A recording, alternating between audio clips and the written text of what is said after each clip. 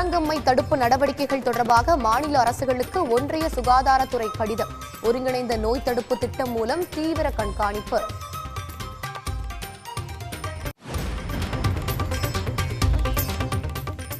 இலங்கை வசமுள்ள அனைத்து மீனவர்களையும் படகுகளையும் விடுவிக்க நடவடிக்கை எடுக்க வேண்டும். வெளியுறவுத்துறை அமைச்சர் ஜெய்சங்கருக்கு முதலமைச்சர் மு.க.ஸ்டாலின் கடிதம் மூலம் வலியுறுத்தல்.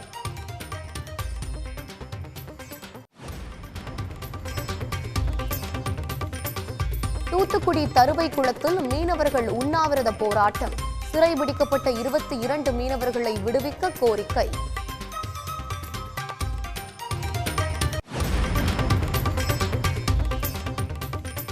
$12,381 கோடி குத்தகை பாக்கி செலுத்தாத சென்னை கிண்டி ரேஸ்கோர்ஸ் கிளப்புக்கு சீல். சென்னை உயர்நீதிமன்ற உத்தரவின்படி தமிழ்நாடு அரசு அதிரடி நடவடிக்கை.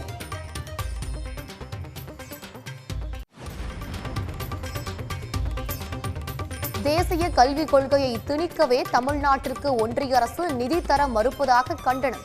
கல்வி மற்றும் சமத்துவத்தை ஊக்குவிப்பது இதுதானா என்று முதலமைச்சர் மு.க.ஸ்டாலின் கேள்வி.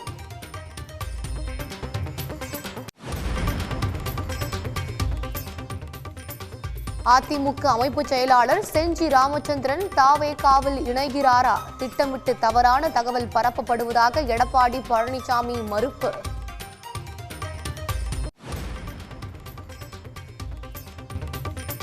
எடப்பாடி பழனிசாமியை நாங்கள் இழக்க விரும்பவில்லை என்று பன்னீர்செல்வம் ஆதரவாளர் வைத்திலிங்கம் பரபரப்பு பேட்டி.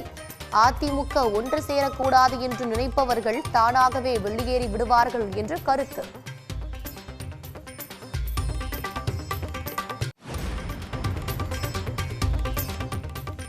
மதுரையில் 25,000 பேருக்கு 300 கோடி ரூபாய் மதிப்பிலான நலத்திட்ட உதவிகளை வழங்கினார் அமைச்சர் உதயநிதி ஸ்டாலின். திமுக ஆட்சியில் மக்களை தேடி அரசு நலத்திட்ட உதவிகள் சென்றடைவதாக பேச்சு.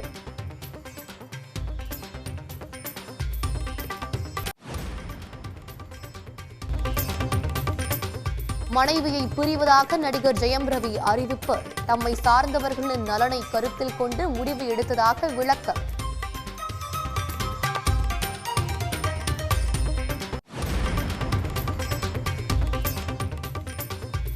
காஞ்சிபுரம் சாலவாக்கம் அருகே வயல்வெளியில் ஹெலிகாப்டர் திடீரென இறங்கியதால் பரபரப்பு.